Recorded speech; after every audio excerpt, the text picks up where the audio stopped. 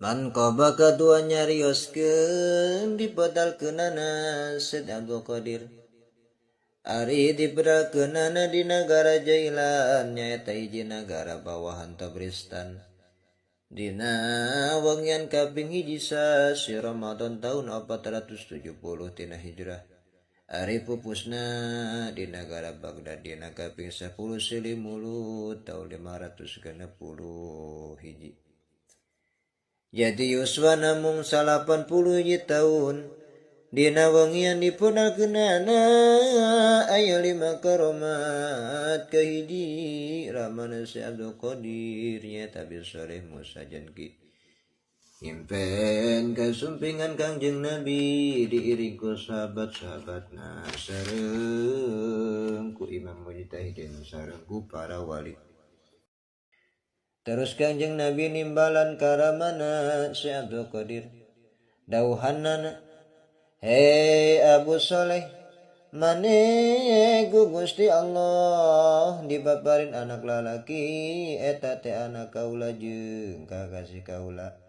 Jeung kakasihna Gusti Allah jeung bakal menang pangkat anu luhur dina pangkat kawalian seperti kaluhuran kaula dina pangkat kenabian. Kadua, Nabi oge sabana Kangjeng Nabi pada ngabubunga karamana Si Abdul Qadir. Yen bakal kagungan putra anu bakal jadi sultanul aulia sareng sadayana wali-wali salian ti Imam anu maksum. Eta dibawa putrana sareng dampal sampeanana bakal didampalkeun kana pundakna sadayana wali-wali sareng wali-wali anu tunduk ka anjeunna bakal naik pangkatna. Anu henteu tunduk ka anjeunna bakal dilepas ku Gusti Allah tina kawalianana. Katilu, henteu aya nu dipedalkeunana dina wengian dipedalkeun Si Abdul Qadir di negara Jailan angin sadayana pamaget. Ari seueurna aya 1100 sadayana jadi wali supaos jadi pangiringna. Kaopat, Sayyidina Abdul Qadir tibarang dipedalkeun teu kersaeun nginang siang dina sasi Ramadan.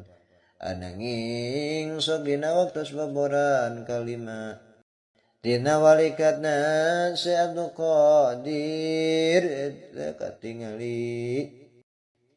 katingali tapak dampa sampean Kangjeng Nabi sallallahu alaihi wasallam.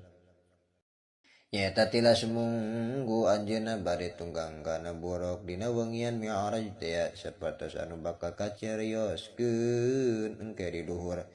Sareng waktu sumedana disarengan ku cahaya anu pohar sehingga jama-jama teu aya nu kuat ningali.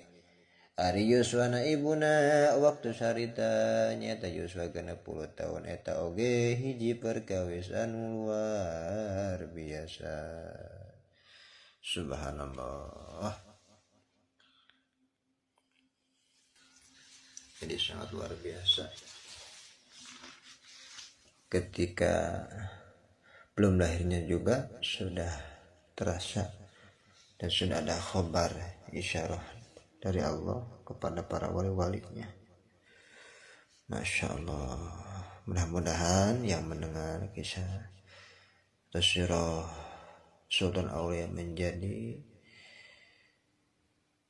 memancar atau terpancar gairahnya, semangatnya dalam ibadah karena keberkahan atau karamatnya Syekh Abdul Qadir. Amin ya Allah ya rabbal alamin.